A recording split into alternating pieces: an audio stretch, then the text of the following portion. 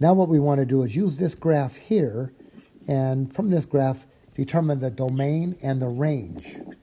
Now the first thing, there's two parts here. A says the domain is a list of values. B says that the domain is an interval. Well, this is clearly an interval. A list of values would be like finite number of points, 1, 2, 3, 4, and so on. But we have an entire interval. So you can see here that the domain, these are the x values. The domain goes from where to where?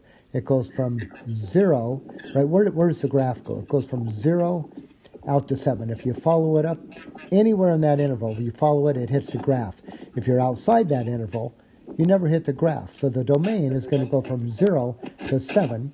It looks like it includes 0 because I got a solid point there, and it includes 7. So I'm going to claim that the domain is from 0 to 7, and I'm using square brackets to indicate that these numbers here are actually included. Now the range, let me see if I can get it to right here. The range is going to come from the verticals. So the range, what do the verticals do? They're going, all right, it goes from here up, right? So it's going to go from 0 all the way up to 9. Those are the verticals. So if I go anywhere 0 to 9, follow it over, I'll hit the graph. If I go higher than 9, I miss the graph. Lower than 0, I miss the graph. So the range is going to go from 0 up to 9. There we go. And I'm going to make the interval right here. Let me see if I can get that to work. Okay, there we go for number 17. Now in this problem, we want to find both the domain and the range. The domain, all right, first question is, the domain is an interval or is it a list of values? It's an interval. I mean, look, it goes all the way through here. You don't have just a list of some individual numbers here. So first up, I'm going to say it's an interval.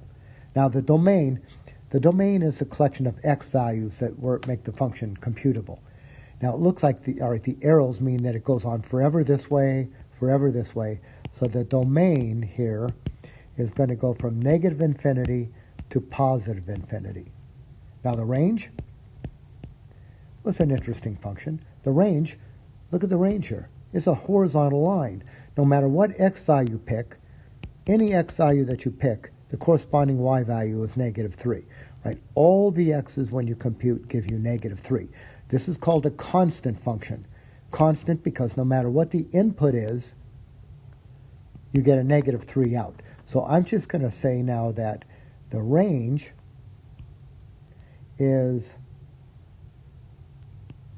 y equals negative 3, or I'll just say this, negative 3. So this is called a constant function.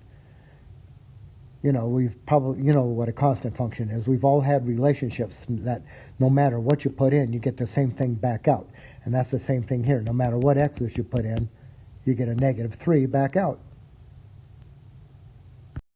So I'm thinking they're probably going to want this as a set. So I'm going to say that it's the set.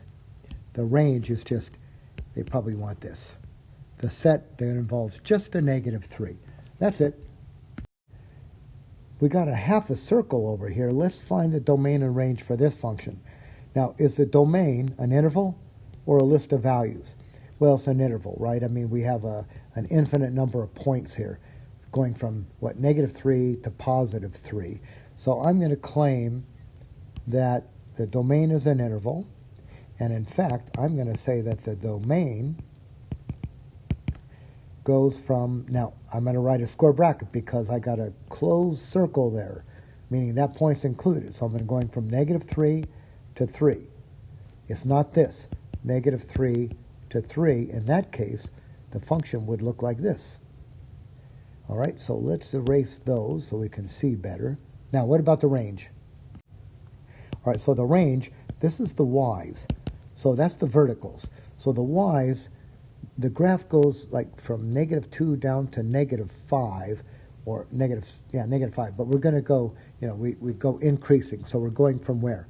We always go to the left, from left to right for the domain, up, bottom, down to up for the range. So we're going from what? Negative 5 up to negative 2.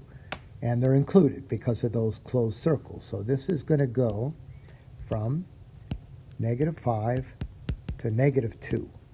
And now we've got it.